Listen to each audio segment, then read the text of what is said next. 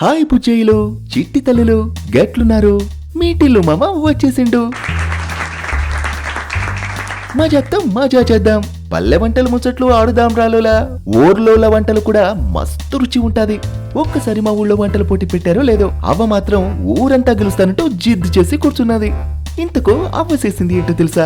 చక్కని బాణాలు తీసుకుని సారిపోసి ఉల్లి పచ్చడి పెట్టింది లోల. పక్కనే జొన్న రొట్టె, ఎర్రగుడ్లు వేసిన గోంగూర పచ్చడి, నువ్వుల చిట్టి ముత్యాల బువ్వ. గట్ట చూస్తే మామూలుగా ఉంటుందేంటి, మళ్ళా నోట్లకేసి నీరొచ్చి పక్కన గడి చెడ్డీ తడిసినది. అయితే మా ముత్తయ్య మామయ్య గడ పక్క నుంచి వచ్చి అనిండు, ఒసే అవ్వ, ఈ పచ్చడిలో జర అమృతంగాని కలిపినవేంటి అని. నోట్లో వేసుకున్నాక రుచికి నాలుక రచ్చ ఆగం పడుతున్నట్టుంది.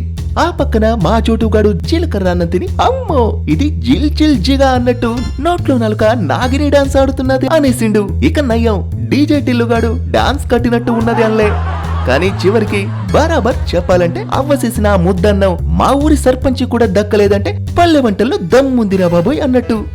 పిల్లలు, ఇంత ముచ్చట పెట్టినాక ఏం సమజైంది? ఫాస్ట్ ఫుడ్ బాగుండొచ్చు, కానీ మా అవ్వ చేసే బువ్వ ఆ పల్లె వంటలే అస్సలైన టేస్ట్ రా బాబు. కొత్త బట్టలు వేసుకుని మనూరు వెళ్లి ఇదిలా అవ్వ చేతి వంటలు తింటేనే అస్సలు పండగరా బుజ్జులు. ఓకేనా మరి? ఈడ ముచ్చట్లు ఇంతటితో కథం చేసి మళ్ళా కలుద్దాం మరి. బై బాయ్, మీ టిల్లు మామ.